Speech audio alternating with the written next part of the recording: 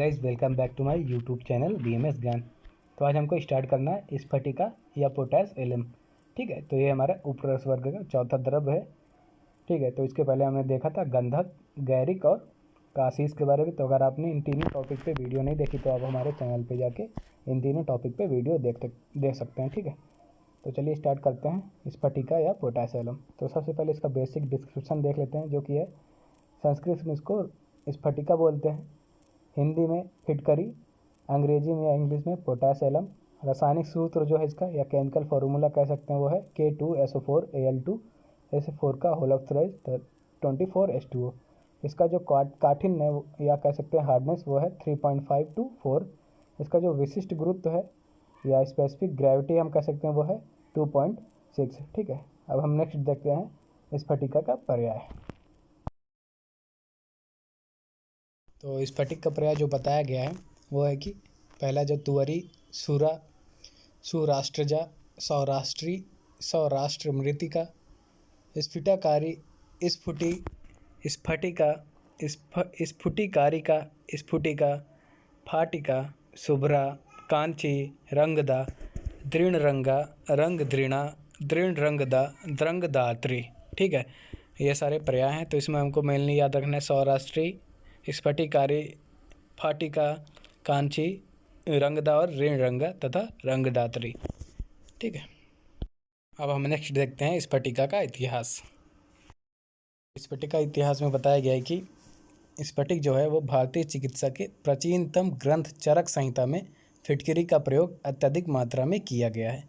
फिटकरी प्राचीन प्रसिद्ध द्रव्य है जिसका अनेक रोगों में प्रयोग किया जाता है। ठीक है, तो चरक संहिता में इसका यूज़ किया गया है चिकित्सा में, तथा ये बहुत प्राचीन प्रसिद्ध द्रव्य है जिसका अनेक रोगों में यूज किया गया। तो ये हो गया हमारा कंप्लीट स्फटिका का इतिहास। अब देखते हैं स्फटिका की उत्पत्ति। एक विशेष प्रकार की मिट्टी जो सौराष्ट्र देश के पत्थरों से पैदा होती है उसे तुवरी कहा जाता है। ठीक है, इस मिट्टी को साफ करके फिटकरी तैयार की जाती है। ठीक है, तो एक विशेष प्रकार की मिट्टी होती है जो सौराष्ट्र देश के पत्थरों में पैदा होती है जिसे हम तुवरी कहते हैं, और इसी मिट्टी को साफ करके फिटकरी का निर्माण होता है। ठीक है, या जिस स्थान की भूमि में एल्यूमिनियम और गंधक मतलब सल्फर दो तत्व विशेष रूप से रहते हैं, वहाँ की भूमि या पहाड़ के ऊपर एक प्रकार की मिट्टी मिलती है जिससे फिटकरी प्राप्त करते हैं। इस मिट्टी से शुद्ध सफ़ेद दानेदार और बड़े बड़े शुभ्र वर्ण के टुकड़ों में फिटकरी बनाई जाती है जिसे फुल्लिका कहते हैं। ठीक है, तो हम नेक्स्ट देखते हैं स्फटिक का परिचय। तो हम देखते हैं परिचय। तो इसका रासायनिक नाम double sulphate of potassium and aluminium है। तो इसका जो रासायनिक या केमिकल नेम है वो double sulphate of potassium and aluminium है, और इसका कसैला स्वाद होने के कारण इसे तुवरी कहते हैं। स्फटिक सादृश्य या स्फटिक के समान दिखने के कारण इसे स्फटिका कहते हैं, और लौह के कारण इसमें लाल रंग दिखाई देता है। तो लौह इसमें पाया जाता है या लौह मिला रहता है, इसलिए इसका जो कलर होता है वो रेड कलर होता है। ठीक, अब हम देखते हैं फिटकरी निर्माण विधि। तो हम फिटकरी कैसे बना सकते हैं वो सबसे पहला जो प्रोसेस बताया वो है कि पोटेशियम सल्फेट तथा एल्युमिनियम सल्फेट के समान भाग मतलब इक्वल अमाउंट में दोनों को लेना है, पोटेशियम सल्फेट और एल्युमिनियम सल्फेट। उनको मिश्रण करके मिश्रण के विलयन को गर्म करके जलीयांश को उड़ा देने पर फिटकरी के मणिप या क्रिस्टल बनते हैं। ठीक, दूसरा जो बताया कि एल्यूनाइट K2SO4Al2SO4 का होल ऑफ थ्राइस 4AlOH3 का निस्तापन मतलब कैल्सिनेशन करके ठंडे पदार्थ को जल में घोलते हैं। विलयन को छानकर वाष्पन करने से पोटास एलम के मणिप प्रतीक हो जाते हैं। ठीक, दूसरा प्रोसेस हो गया। तीसरा जो बताया गया है कि इसके प्रमुख खनिज बॉक्साइड को सांद्र H2SO4 में घोलकर इसमें पोटेशियम सल्फेट का विलयन कर मिलाते हैं।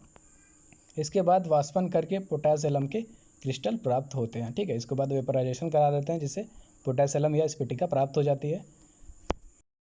फिटकरी निर्माण विधि में 3 प्रोसेस बताई गई या 3 प्रक्रियाएं बताई गई, जिसमें पहला था कि हमको पोटेशियम सल्फेट और एल्युमिनियम सल्फेट का इक्वल अमाउंट लेना है, उनको मिक्स करके उसका जो सॉल्यूशन है उसको हीट करना है या गर्म करके उसका जो जलीयांश रहता है मतलब जल भाग जो रहता है उसको उड़ा देना है।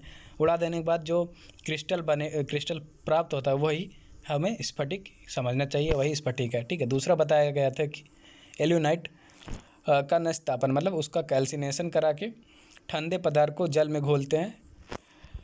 फिर इसका विलयन को छानकर, सॉल्यूशन को छानकर वाष्पन करा, वेपराइजेशन कराने से एलम का क्रिस्टल मिल जाता है, हमें प्राप्त हो जाता है। तीसरा प्रोसेस बताया गया था कि जो इसका जो प्रमुख खनिज है बॉक्साइट, उसका सांद्र H2SO4 में घोलकर इसमें पोटेशियम सल्फेट का सॉल्यूशन मिलाने के बाद उसका वाष्पन कराते हैं, वेपराइजेशन कराते हैं, जिससे पोटेश एलम का क्रिस्टल प्राप्त हो जाता है। ठीक, और इसके बारे में बताया गया है कि यह रंगहीन मणिभी ठोस पदार्थ है।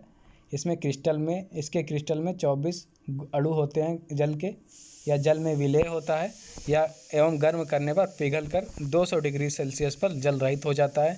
यह जल के शोधन, चमड़ा उद्योग, रंग को पक्का करने एवं औषधि कार्य में उपयोगी होता है। ठीक, ये हो गया फिटकरी निर्माण विधि। ठीक, अब हम देखते हैं फिटकरी के भेद या फिटकरी के प्रकार। तो सबसे पहले रस रत्न समुच्चय कार्य के अकॉर्डिंग, तो रस रत्न समुच्चय कार्य ने स्फटिक के 2 भेद माने हैं, जिसमें पहला है फटकी, दूसरा है फुल्लिका। तो फटकी का पहले देखते हैं। फटकी जो होता है वो किंचित पीतवर्ण मतलब पीले कलर का, येलो कलर का गुरु होता है, भारी होता है, स्निग्ध होता है, विषनाशक, व्रण और कुष्ठनाशक होता है। फुल्लिका जो होता है वो भार में लघु होता है, हल्का होता है, श्वेत शुभ्रवर्ण व्हाइट कलर होता है इसका, स्निग्ध होता है, आम्ल एवं इसका लेप करने पर ताम्रभस्म आसानी से बन जाती है। ठीक है, तो इसका लेप करने से ताम्रभस्म आसानी से बन जाती है। अब सेकंड देखते हैं रसेन चूड़ामणि के अकॉर्डिंग।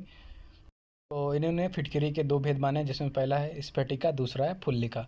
तो स्फटिका जो होती है वो ईषद पीत मतलब हल्की से येलो कलर गुरु होती है, स्निग्ध होती है। फुल्लिका जो होती है वो शुभ्रवर्ण, निर्भार मतलब भार रहित और स्निग्ध होती है। ठीक, अब हम देखते हैं फिटकरी का शोधन।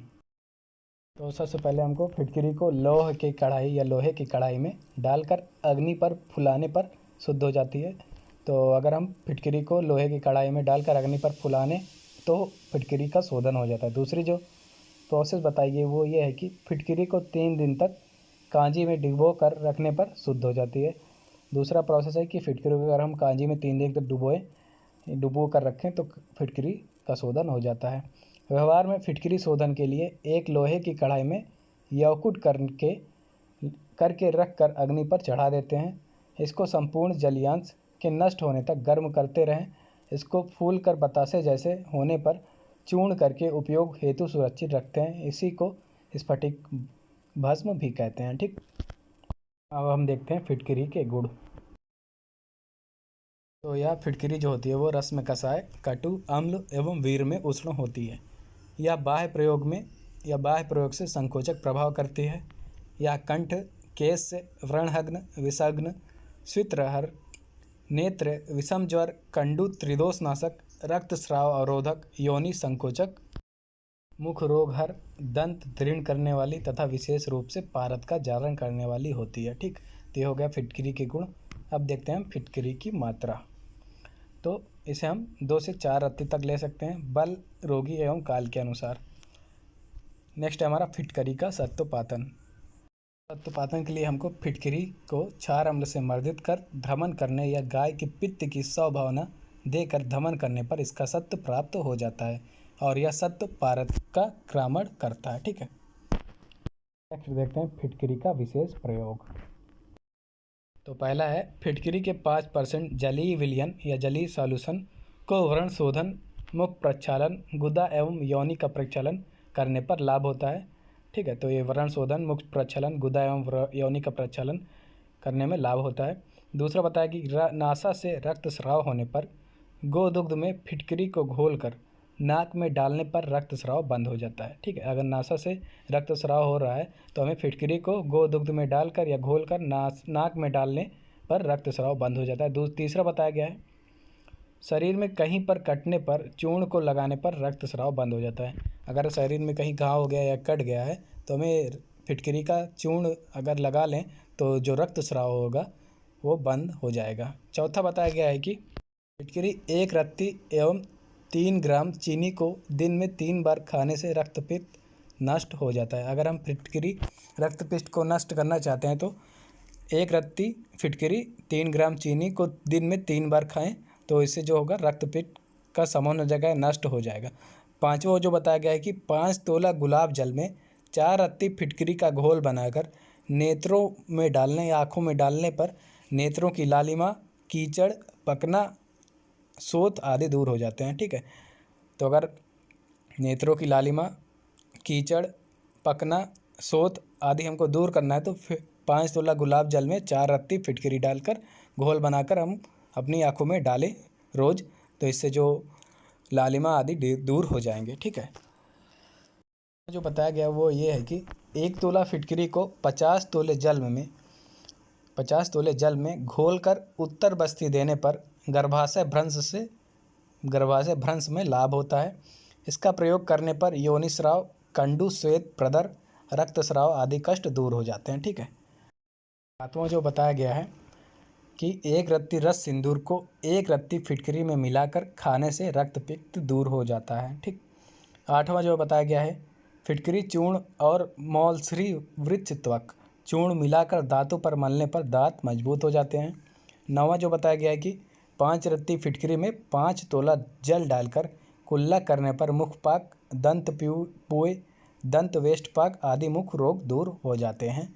10वां है कि 3 रत्ती चीनी और 3 रत्ती शुद्ध फिटकरी चूर्ण ज्वर आने के पूर्व खाने पर विषम ज्वर का नाश हो जाता है। यह हो गया हमारा फिटकरी का प्रयोग। अब देखते हैं हम फिटकरी के 5 प्रमुख योग या फिटकरी के विशिष्ट योग। पहला है शंख द्राव, दूसरा है एला आदि मंत्र, तीसरा है चतुःसुधादि रस, चौथा है शुभ्र भस्म, 5वां है शंख द्रावक रस। ठीक है। तो एक बार फिर से बोलता हूँ, शंख द्राव, एला आदि मंत्र, चतुःसुधादि रस, शुभ्र भस्म और शंख द्रावक रस। ये हो गया हमारा कंप्लीट स्फटिका। अब नेक्स्ट वीडियो में देखेंगे हरतालिया और पेमेंट। तब तक बने रहिए हमारे चैनल के साथ।